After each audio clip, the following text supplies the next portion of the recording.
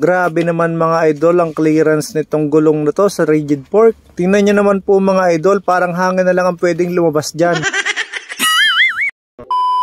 So yun, what's up po sa inyo mga kalodi cakes, at flex ko lang po yung bagong bike ng aking tropa na naka 27.5 po yung kanyang frame, tapos yung kanyang wheelset ay naka 29. Ginawan ko po ng video itong bike niya. Nung nakita ko po kasi yung bike niya ay meron pong dalawang umagaw sa akin ng pansin. Ay ang una nga po ay yung clearance ng rigid fork niya dito sa gulong niya. Pero mamaya na yan mga idol, at ito po muna yung ikikwento ko sa inyo.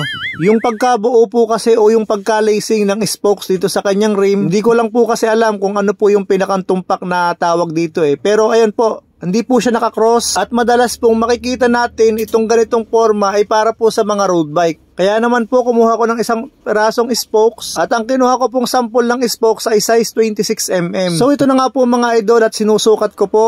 At makikita naman po natin sa video na bitin po itong size 26mm. At dahil nga po bitin itong size 26mm ay kumuha po ako ng 27.5 na rayos. At ito na nga po yun mga idol, yung 27.5 na rayos. Ngayon po ay susukatin natin kung sakto po ba na itong rayos sa 27.5 para dito sa ganitong forma ng paglacing.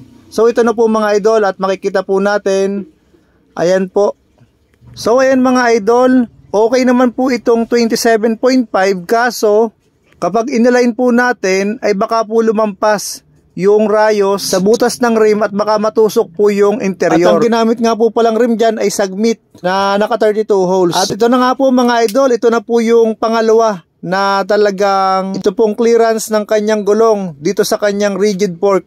Ulitin ko nga lang po pala mga idol na itong kanyang frame ay 27.5.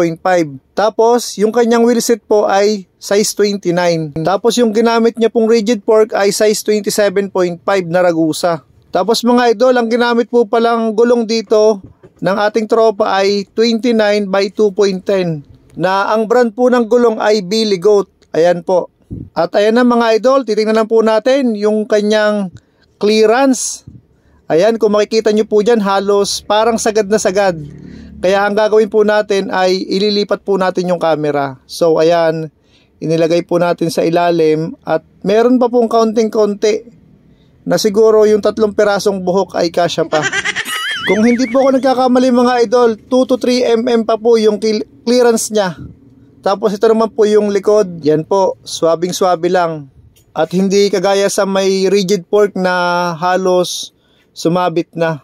Ayan, siguro mga 10mm pa po yan or 8mm yung clearance niya. O clearance ng gulong dyan sa frame. Tapos mga idol, ganito naman po pala yung forma ng paglacing sa may rear hub niya. Dito po sa may left side o sa may rotor side ay may nakakross pong isa sa rayos.